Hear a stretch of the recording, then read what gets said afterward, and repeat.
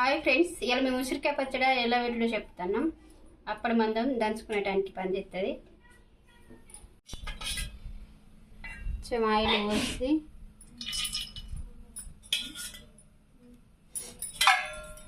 వేడైనాక కొన్ని మెంతులు వేసుకోండి, కొన్ని ఆవాలు, కొంచెం జీలకర్ర, కరివేపాకుకు ఒక 2 నిమ్మలు, కొన్ని అట్టిమిరపకాయలు, పచ్చిమిరపకాయలు. అట్టిమిరపకాయలు కూడా వేసుకోవాల్సిన లేవు, పచ్చిమిరపకాయలు వేస్తాను.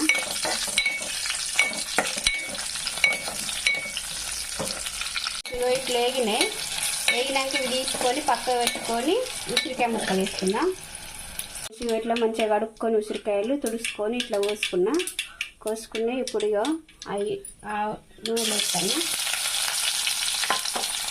కొంచెం పసుపు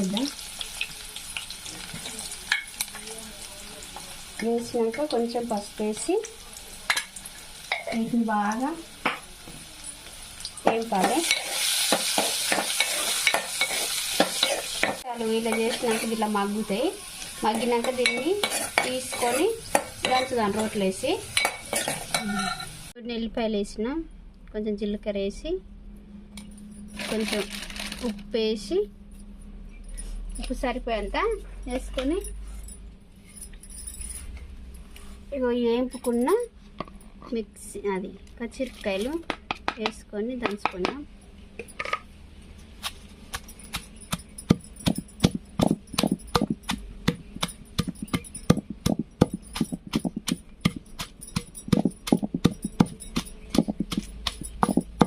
ఇట్లా దంచినాక ఉసిరికాయ నేను వేసుకున్నాను. వేయించిన ఉసిరికాయ వేసి దంచుకోవాలి.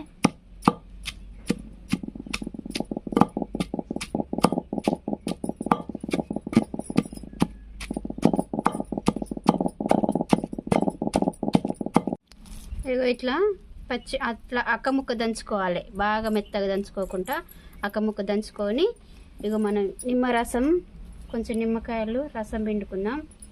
ఇట్లా పోసుకొని, ఎందుకంటే ఇది ఒగరు వెళ్ళిపోతుంది నిమ్మరసం పోసుకుంటే. ఒక కాయ పిండిన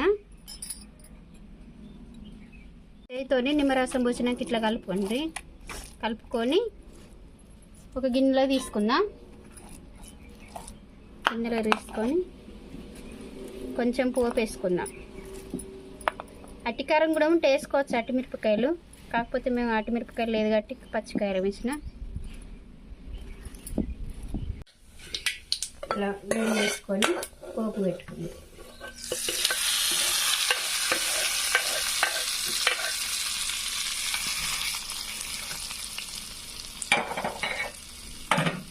ఉసిరికాయ పచ్చడి రెడీ.